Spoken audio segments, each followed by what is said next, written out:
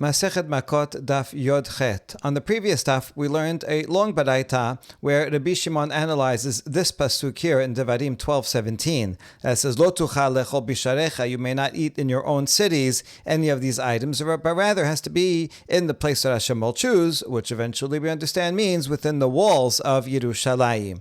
Now this mentions all kinds of different items, and Rabbi Shimon takes each one and says, well, what does this come to add? Because we know a lot of these prohibitions already. So, for example, Nidarecha is referring to Korban Olah, and we know that there are many prohibitions regarding Korban Olah that we can derive from Kal Vachomer. So this extra word, what is it coming to teach? So it's coming to add a prohibition and punishment of Malkut for someone who eats a Korban Olah even after you sprinkle the blood, even if it's within Yerushalayim, because even though the pasuk literally just says all these things you cannot eat outside of Yerushalayim.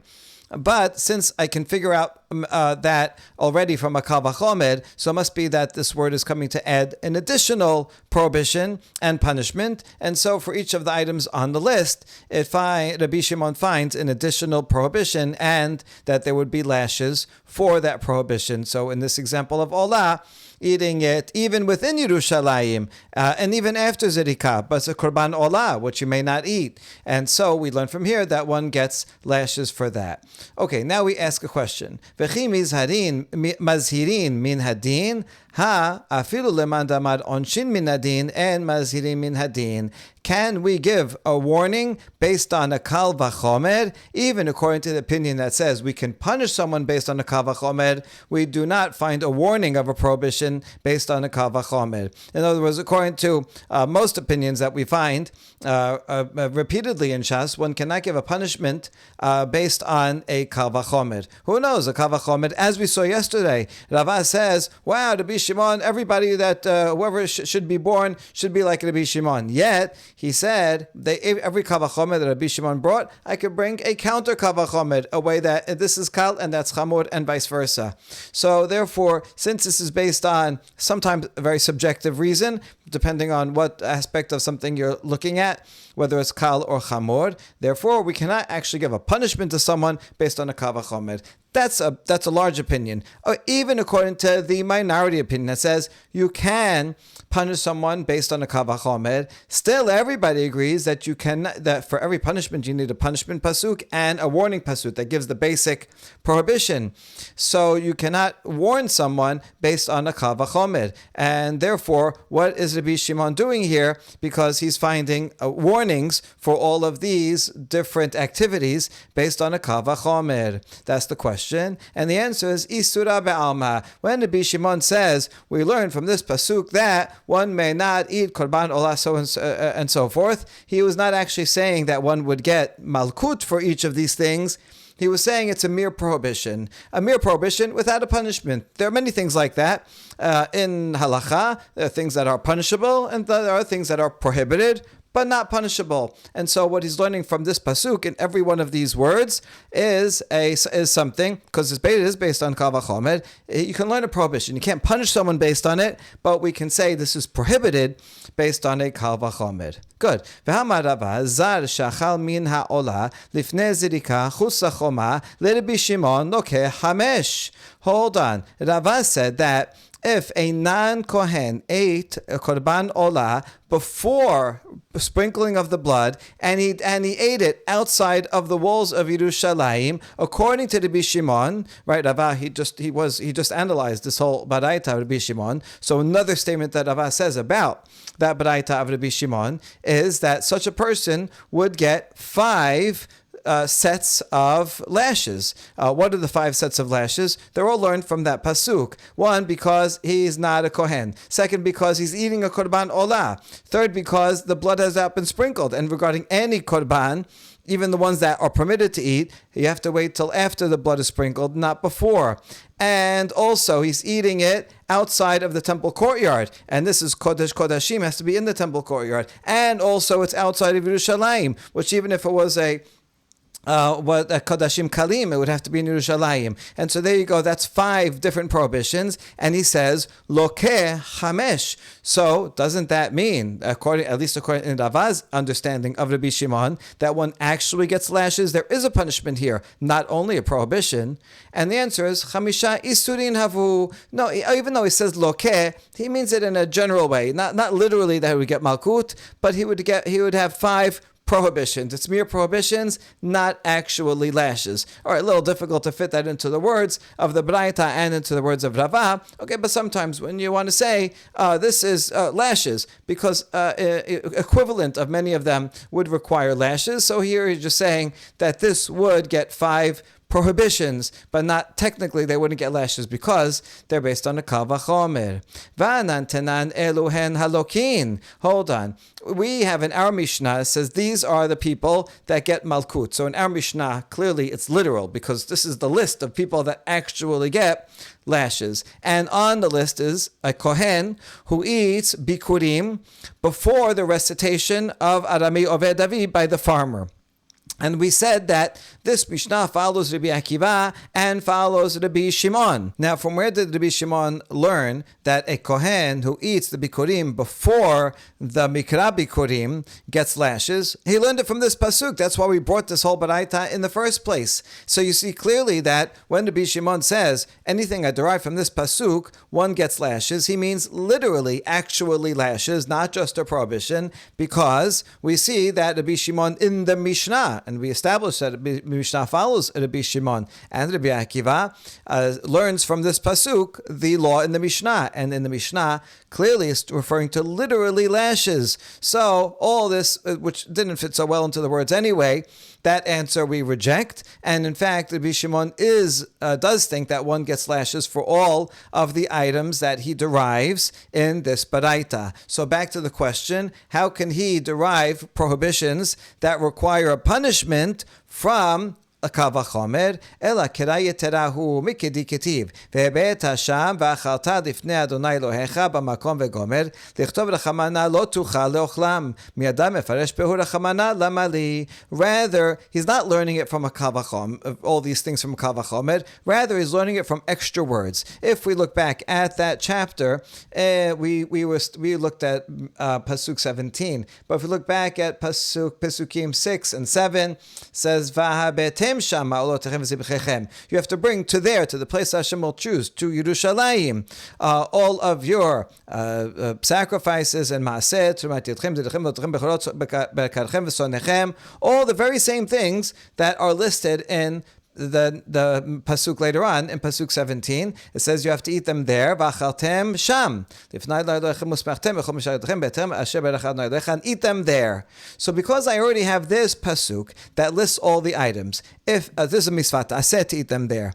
So if I wanted to have a lo ta'aseh, I could have simply added a few words to this pasuk and said lo tuchal leochlam. Do not eat them outside. I wouldn't have to delineate all of them again. It just could have said lo tuchal leochlam bisharecha. That's it. And period. I could have stopped there. Don't eat all those things that I mentioned before in your own gates at home. Why'd have to repeat all the very same items that were already listed in pasuk 6? That is the question, and so therefore these are all extra words. Therefore, Rabbi Shimon reasons, each of these words is added, is repeated, is extra, in order to add a specific prohibition regarding each one. Now, what was the role of the kal vachomer? We didn't learn from the kal vachomer that these things are prohibited. Rather, the kal vachomer just set the basis of what we know already. Based on the kal vachomer, you said that maaseh sheni, you can't eat outside the walls of Yerushalayim. And this item is more stringent than maaseh sheni. So therefore, I know already that that's prohibited. That was just setting the basis, the foundation of what is already prohibited, what I already know. Then after that, I say, okay, so what is this word coming to teach me? This word is coming to teach me, and it adds a prohibition. But I'm learning it. I'm not learning the prohibition from the kal vachomer. From the kal vachomer, I'm just trying to figure out, where are we? What do I still need to learn? What is the next step that would be prohibited? But once I know that, the word, the extra word is what teaches me the prohibition, and from an extra word, certainly you can learn a lav and a punishment, and that's how Rabbi Shimon learns everything here. And so we solve that problem. He's actually not learning the prohibitions or the punishments from the Kal Vachomer. The Kal Vachomer is just setting the stage, but then he actually learns the punishments from the extra words. Gufa. And now we go back to that statement that we saw before and analyze it more in depth. Amar Rava, Zar shachal min ha'olah lifnei zirika chus lachomar Rabbi Shimon lokeh chamesh. Rava said that if a non-Kohen eats a korban olah before sprinkling of the blood and eats it outside the walls of Yerushalayim, then according to Rabbi Shimon, he gets 5 sets of lashes. In other words, these are all from things that Rabbi Shimon derived from that pasuk in that midrash, in that long baraita, and he analyzed each thing. And if you go and look through that list, if you'd come up with a scenario, you'd find in that list of all the prohibitions that we learned from that one pasuk, from all the extra words and the Kal Vachomer that is based on, you will find 5 prohibitions that this person violates, and we listed them earlier. So now the Gemara asks, "V'lilke nameh mishum v'zar lo yochal ki kodesh hem." Why do you say that there's only 5 sets of lashes? There are other pasukim besides this one in Devarim that would relate to this case, and there's pasuk in Shemot. In the context, is talking about the Shivat Yimei HaMiluim when they're preparing the Mishkan for use, and we says there that a non-Kohen may not eat these sacrifices ki kodeshem. From this word ki kodeshem, we learn that any sacrifice that is kodesh kodashim, that what a Kohen is permitted to eat, a non-Kohen is not permitted to eat. So this is a lav, and one should get lashes for this. And here since an olah is a holy sacrifice, therefore a non-Kohen who eats it should violate this prohibition as well. So why is saying only 5? It should be 6 sets of lashes. And the answer is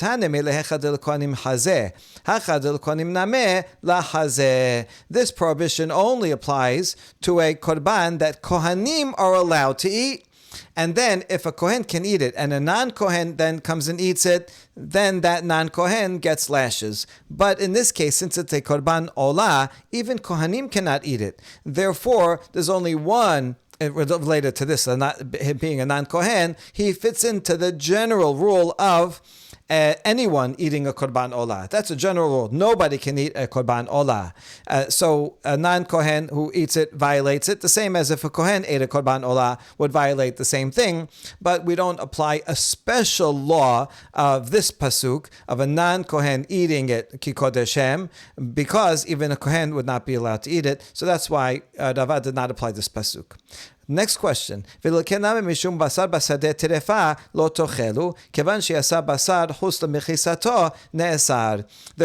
that says that flesh in the field torn from animals one may not eat. This is the basic law of terefa. An animal that is a terefa, that dies in the field, we actually learn from that if an animal will not live for 12 months, then that's called terefa. But in any case, from the fact that it says basadeh, in the field, who cares where it is? We learn from this also that something that is just like a field is outside the city, so too flesh that can be eaten in one place, if it's outside of that place, then one violates this pasuk also. And this would refer to korbanot that have to be eaten within a certain place. If you eat them outside, then you violate this, and this is a lo tochelu olav, and you get lashes for this. So here he's eating a korban olah, not only outside the sanctuary, outside the walls. It's actually not allowed in either place, but he's eating it outside of boundaries. So we learn from here add the out of bounds rule, and that should add another set of lashes. The answer is no, this prohibition basadeh only applies if it's something that may be eaten within the courtyard. Then, if you take it outside the courtyard, you violate this. But a korban olah cannot be eaten anywhere, not even within the courtyard. So, therefore, this would just fall under the general prohibition of not eating a korban olah, and not this specific prohibition of eating it outside, since it can't be eaten even inside.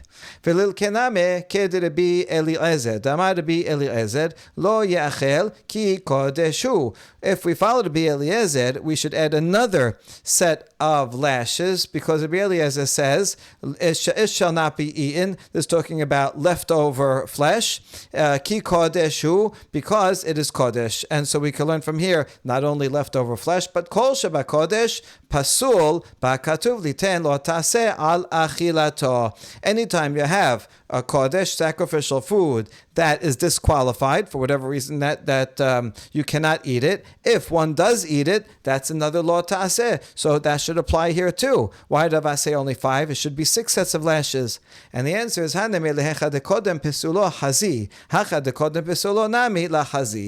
that prohibition only applies to something that at one point one was permitted to eat it, and then it became disqualified. So it became disqualified. Pasul. That's no good. Now it's no good. So now you get, if you eat it, you get an extra set of lashes. However, here it was never permitted. It's a korban olah, which no one can ever eat, and therefore this prohibition does not apply to this case.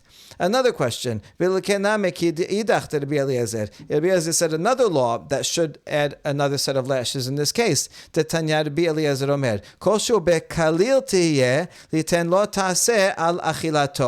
Anything that is included in this mitzvah, that it shall be burnt entirely, like a korban olah is burnt entirely, that comes and kalil tihiyeh, and the rest of the pasuk says it shall not be eaten. So that's a lo ta'aseh. So that adds a lo ta'aseh on eating anything that has to be entirely burnt. So this is a korban olah. This is exactly what this pasuk is talking about. It has to be entirely burnt. And it says don't eat it. So how come Rava did not add another set of lashes for violating this pasuk?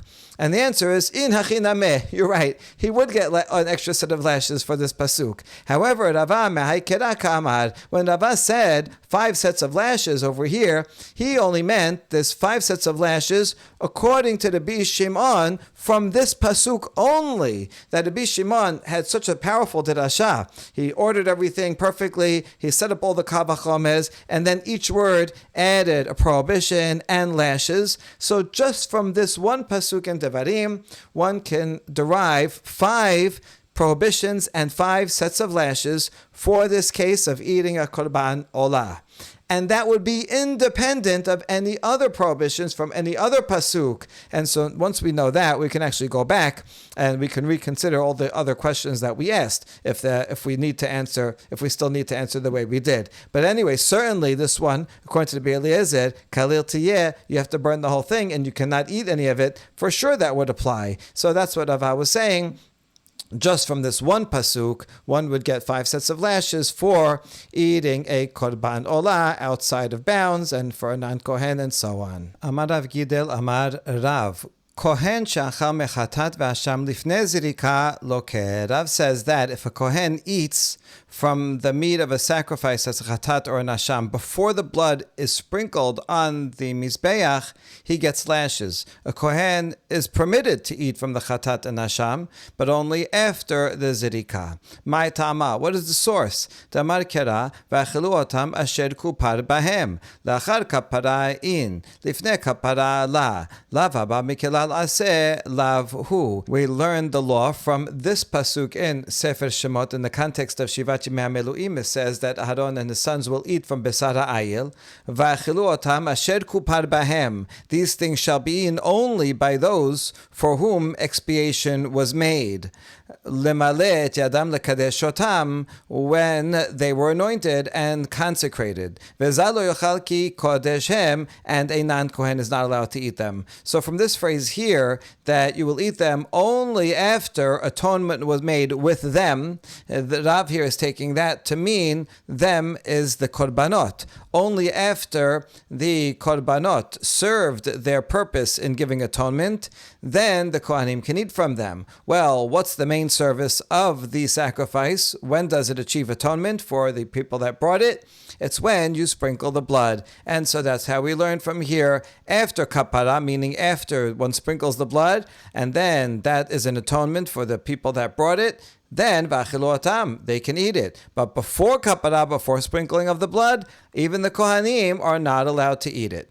Now this is a lav haba mikilal aseh. Although the Torah only gives a misvat aseh, you can eat it after the blood is sprinkled. Well, we can derive from that a lo taseh, that one may not eat it beforehand. Now the rest of the pasuk also does in fact say have a lo taseh, but that's regarding a non-kohen. Zar lo yochal ki kodeshem. But regarding the misvat lo taseh, for a kohen to eat it before the blood is sprinkled, that is derived from an aseh, and so that's how we know not only that it's not allowed, but even lokeh. So Rav is learning not only a lo taseh, but also punishment of malkut from an aseh, since they can't eat it after. That means they cannot, and they will get malkut if a kohen eats from these korbanot before the blood is sprinkled. Mativ Rava v'chol behema mafreset parsa v'shosa'at shesa shete perasot malat gera behema ota tochelu. Rava has a challenge against this methodology, because the pasuk says regarding kosher animals, any animal that has a split hoof and is split completely, and also it brings up its cud and chews it again, malat gera, regarding an animal, that you may eat. Ota tochelu ve'en behema acheret tochelu. Based on your methodology here, I would be able to derive a lo taseh from this misvat taseh. Since it says these animals are the kosher animals, these are the ones that you may eat, I can derive that other animals that do not have both of these signs, one may not eat. If so, the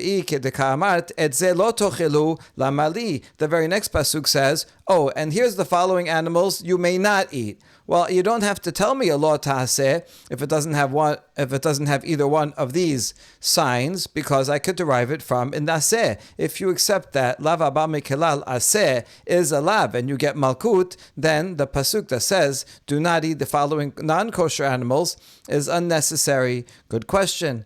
Ela itamar hachi itamar amar Rav Gidel amar Rav. Rather, we have to change the version of the law that Rav Gidel said in the name of Rav to a slightly different version. In fact, he said, Zar shachal mechatat me'asham lifnei zirika patur. He didn't say that a kohen who eats from a chatat and asham before zirika does get lashes. It was in a way the opposite. A non-kohen who eats before chatat and asham, who eats from chatat and asham before the blood is sprinkled, is patur, is not liable to lashes, at least according to this this pasuk. In other words, this lav in this pasuk that says v'zad lo yochal ki kodeshem, this applies only to a zad who eats from the korban after the blood is sprinkled. So a kohen may eat it after the blood is sprinkled, but a zad may not eat it after the blood is sprinkled. But if a zad eats it before this blood is sprinkled,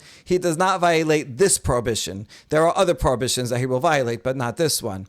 My ta'ama, damar kira v'achelu otam asher kupar bahem, kol echad karinan be v'achelu otam, asher kupar bahem karinan be, v'zar lo yochal kodesh. Because the pasuk connects them together, and it says, the kohanim will eat that which was used for atonement. Anytime we can apply that the kohen eats it because it's after atonement, after the blood is sprinkled, that's when we apply the rest of the pasuk that a non-kohen may not eat it. So then, if it's after the blood is sprinkled and the kohen can eat it, that's when, if a non-kohen eats it, he will get lashes. However, but if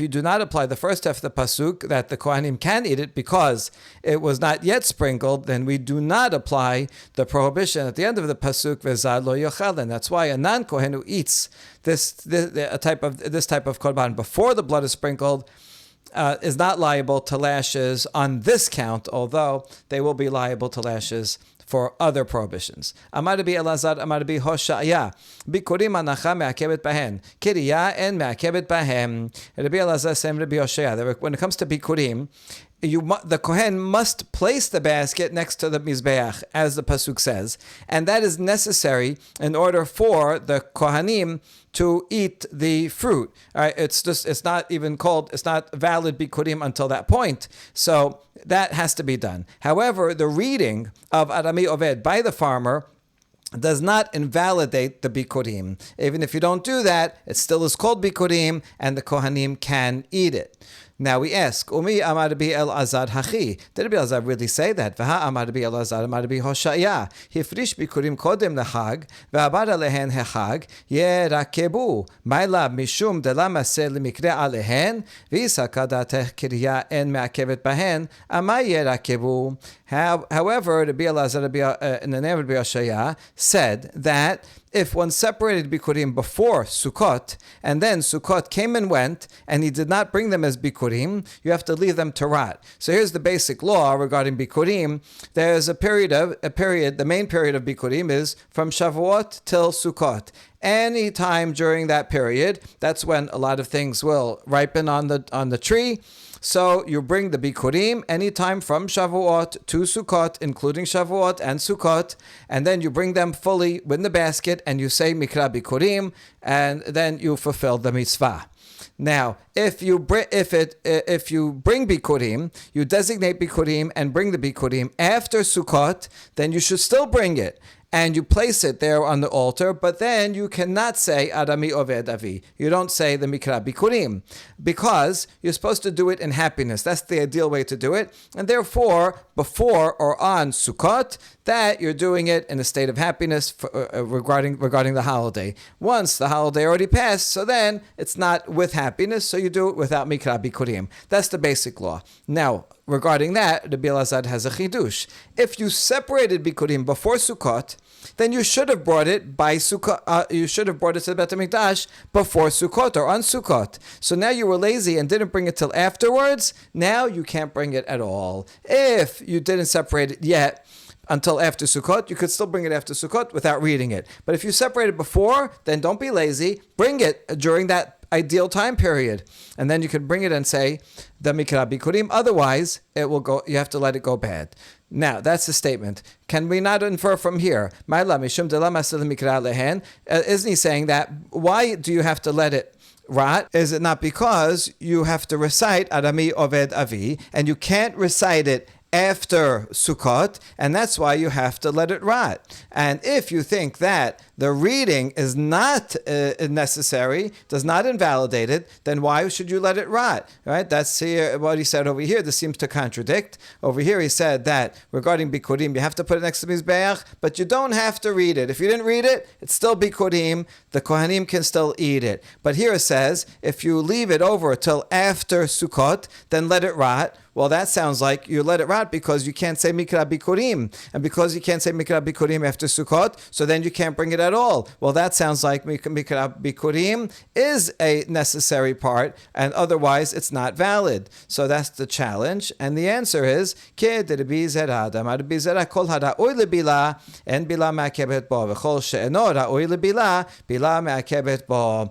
the principle that Rabbi Zera said in a different context, in the context of meal offerings. Rabbi Zera says that when you have a grain offering, you have to put it into a bowl that's large enough that you could mix the flour and the oil together. So it has to be big enough that there's room to mix it.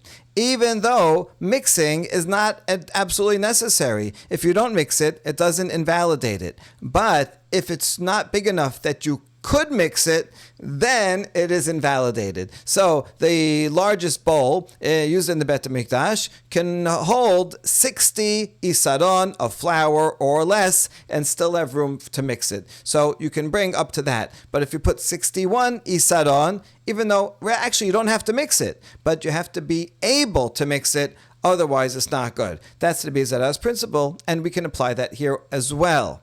If you bring the bikurim before Sukkot, when you can say Mikra Bikurim, and you forget, and you don't say Mikra Bikurim, the Bikurim are still valid. Since you could have said Mikra Bikurim, okay, you didn't. It's okay, it's still valid. If you designate it and bring the Bikurim after Sukkot, then you don't have to say Mikra Bikurim at all. You can't say Mikra Bikurim. So that also is valid. However, if you designated it before Sukkot and then bring it after Sukkot, so in that case, it's necessary to say Mikra Bikurim. There is a mitzvah. You should say Mikra Bikurim. And in this case, since you cannot possibly say it, because you're not allowed to say it after Sukkot, that invalidates the Bikurim. So that's the basic principle of Ibn Zerah. If you bring it before Sukkot, since you can say it, it's valid even if you don't say it, because potentially you could have said it. All right, I didn't say it, but you could have said it. But if it's after Sukkot, when you cannot say it, that's like there's too much flour in the bowl. Even though you wouldn't have had to mix it if it was less than 60, but you can't put more than 60 because you can't mix it. And that's the same thing here, that once Sukkot passes, anything that was brought before, you're supposed to say Mikra Bikurim, but you cannot say Mikra Bikurim, so then it is me'akev, it does make it invalid, and that's how we can reconcile both of these statements. Rabbi Acha bar Yaakov matni la ked Rabbi Aseh amar Rabbi Yochanan. This statement that we just cited in the name of Rabbi Elazar and the name of Rabbi Hoshaya, that regarding Bikurim, placement is required, but saying the Mikra Bikurim is not absolutely required. That same statement was reported also in the name of Rabbi Yochanan. And if so, v'kashya led Rabbi Yochanan ad Rabbi Yochanan. We have a contradiction between this and another statement of Rabbi Yochanan. So we ask, Omi amar Rabbi Yochanan bikurim hanacha me'akevet bahen, kiriya en me'akevet bahen. Is it true, Rabbi Acha bar Yaakov, as you reported, is that true that Rabbi Yochanan said that regarding bikurim, placement is required, but saying mikra bikurim is not required? V'ha be'amine Rabbi Aseh Rabbi Yochanan. After all, one time Rabbi Aseh asked Rabbi Yochanan the question, Bikurim mematai mutarim lakohanim. From which point may kohanim eat the bikurim? V'amar leh hareuyin likriya mishekara lehen, v'shen reuyin likriya mishereu pnei habayit. He said it depends. Bikurim that one may recite the Mikra Bikurim over, that is, they were brought before Sukkot, then one has to recite it. So you see, that part of it is going to contradict what he said before. If indeed Rabbi Yochanan said recitation is not necessary, Kiriya en Ma'akevet, then how come over here he says, when can the Kohanim eat it? Only after the recitation is done. If indeed recitation is necessary, if it can be done, then it must be done. That's one contradiction. And another contradiction, and if it's bikurim that where one may not say the recitation, like when it's designated after Sukkot, then the Kohanim can eat it as soon as it sees the face of the Bet HaMikdash, meaning as soon as it enters the Bet HaMikdash, even before it's given to the Kohen and placed next to the Mizbeach. And so that's another contradiction, because here he said Hanacha me'akevet, and over here he says Hanacha is not me'akev, as long as you just place it there. So we ask, Kashya kiriya kiriya kashya hanacha hanacha. We have a contradiction regarding is the Mikra Bikurim necessary or not? And another contradiction, whether one can eat it, if you're not saying Mikra Bikurim, whether you can eat it as soon as it enters the Bet HaMikdash, or it has to be placed down. Answer, Kiriya Kiriya Lakashya Rabbi Shimon Hadabanan. There's no problem between the two statements of Rabbi Yochanan regarding the recitation. One of them, when he said it's necessary, this one over here, that you have to read it, that was the opinion of Rabbi Shimon, who said way back in that Baraita and in our Mishnah that recitation is absolutely necessary. Whereas what he said over here in the first statement, Rabbi Yochanan says it's not me'akev. That was Rabbi Yochanan saying according to the opinion of Rabbanan, of other rabbis. And then hanacha anami lakashya Rabbi Yehuda Rabbanan. The two statements about hanacha, is that necessary, or can you even eat them after once it comes into the Bet HaMikdash? Also, there's no contradiction between them, because one, Rabbi Yochanan was saying the opinion of Rabbi Yehuda, and the other opinion of Rabbanan. Well, we don't know about this opinion, so we ask, my Rabbi Yehuda, when did Rabbi Yehuda say anything about this? The Tanya, Rabbi Yehuda omer, v'hinachto zot tenufa. Ata omer zot tenufa o eno ela hanacha mamash. Keshu omer v'hinnicho. Hare hanacha amor. Ha'aman mekayem hinachto zot tenufa. Rabbi Yehuda says that in the paragraph that's describing what to do with the bikurim, you have a pasuk in 26:10 that says "V'hinachto," that the kohen will place it before Hashem, and before Hashem means next to the mizbeach. Now he says that word "v'hinachto" is not referring to literally placing it, but rather to waving it, because that's what you do with the bikurim. The one has to wave it up and down, back and forth. So "v'hinachto" is actually talking about waving. Then we ask, wait, is this really talking about waving? Because it says hanacha, sounds like placement. Doesn't it mean placing? Well, no, there's another pasuk beforehand in that same chapter, in pasuk 4, that says v'hinicha. So from that word v'hinicha, I know that the kohen has to place the bikurim next to the mizbeach. So since I have a pasuk that says hinicha already, therefore, the other word, v'hinachto, I use for something else, and that is for waving. Now, here's the general rule. If the Torah says something twice regarding a certain procedure, then that means that's me'akev, that you must do it, otherwise it's invalid. But if Torah only says something once, then that means you should do it, it's a mitzvah to do it, but if you didn't do it, it's not me'akev, it won't ruin the whole thing. So to be Yehuda here, by taking this v'hinachto and saying it's not referring to placing, it's referring to waving, separate part of the ceremony, therefore, he leaves only one verb, v'hinicha, to say placing. And that means, yes, it's a mitzvah to place the bikurim next to the mizbeach, but it's not me'akev, it's not absolutely necessary, and there you go. That's Rabbi Yehuda says it's not me'akev, and when Rabbi Yochanan was answering the question, he says, oh, no, you don't have to, it doesn't have to be placed there, it just has to enter the Bet HaMikdash. He was reporting the opinion of Rabbi Yehuda. Uman Tana de Palik Ale Rabbi Yehuda. Who disagrees with Rabbi Yehuda? Rabbi Eliezer ben Yaakov, he de Tanya. Velakacha kohen atene miyadecha. Limed al bikurim shetonin tenufat. Rabbi Eliezer ben Yaakov. The person who disagrees with Rabbi Yehuda, the Tana, is Rabbi Eliezer ben Yaakov, as it says in the Baraita.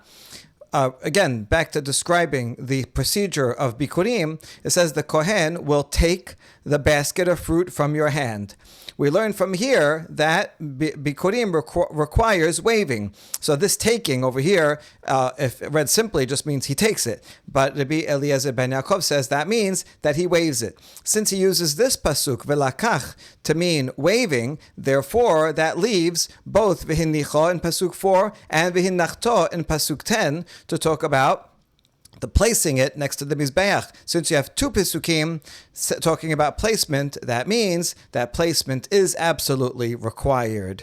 Now we ask, "My tama did be Eliezer ben Yaakov? What is his source?" I know he quoted this pasuk velakach, but velakach just sounds like he takes it. Where does he learn from here this pasuk miyadecha that is referring to waving? And the answer is it's a gezer hashava. Atya yad mishelamim. Ketib hacha velakacha kohen atene miyadecha. It says the word yad in two contexts. It says it over here regarding bikurim, that the kohen will take it from your hand. But it also says the word yad in the context of korban shelamim. Uchtiv yadav tibi'ena et ishe Adonai. Ma kan kohen, af lehalan kohen. Ma lehalan ba'alim, af kan ba'alim. Hakesad, maniach kohen yadav, tachat yedeh ba'alim, umenif. So if we look at the context there, you'll see that it says hamakrib zebach shelamav. So we're talking about korban shelamim. Yavir korban zebach shelamav. So you bring it. Now it's talking about the owner. So let's assume that we're continuing to talk about the owner. Yadav tebi'enna et isha Adonai. His own hands, the hands of the owner of the shelamim, will bring it. Et hachelev et ha'alachazeh yibi'enu et hachazeh lehanif oto tenufa lifnei Adonai. The offerer shall present the fat and the breast to be elevated as an elevation of offering before Hashem. So when it says he's bringing it here, he's making it a tenufa. So what you see is that clearly the word yadav is in reference to making a tenufa, waving it. And therefore, here also, when it says, Lakaka kunatena mi yadecha, the yadayim is a reference to waving and not simply to taking. Now, we learn something additionally from this gezer hashava, because it is a two-way street. And you notice here that yadav is referring to the hands of the owner, that the owner does the waving. On the other hand, the pasuk regarding bikurim says, "Lakach kohen," the kohen will take it, and so the kohen is going to be doing the waving. Well, which one is it? So we learn, just like here is talking about a kohen, so too in shelamim, the kohen has to wave it, and just like over there regarding shelamim, it says the owner waves it. So too here regarding bikurim, the owner waves it. Well, hakesad, this seems to be contradictory. In both instances, both the kohen and the owner wave it, and the answer is yes, they wave it together. Maniach kohen yadav tachat yedei be'alim umenif. The kohen puts his hands under the hands of the kohen, and they wave it all together, and that way they're both presenting together this offering to Hakadosh Baruch Hu, and that is the derivation of Rabbi Eliezer ben Yaakov, and he is the Tana that disagrees with Rabbi Yehuda. Baruch Adonai leolam, amen ve'amen.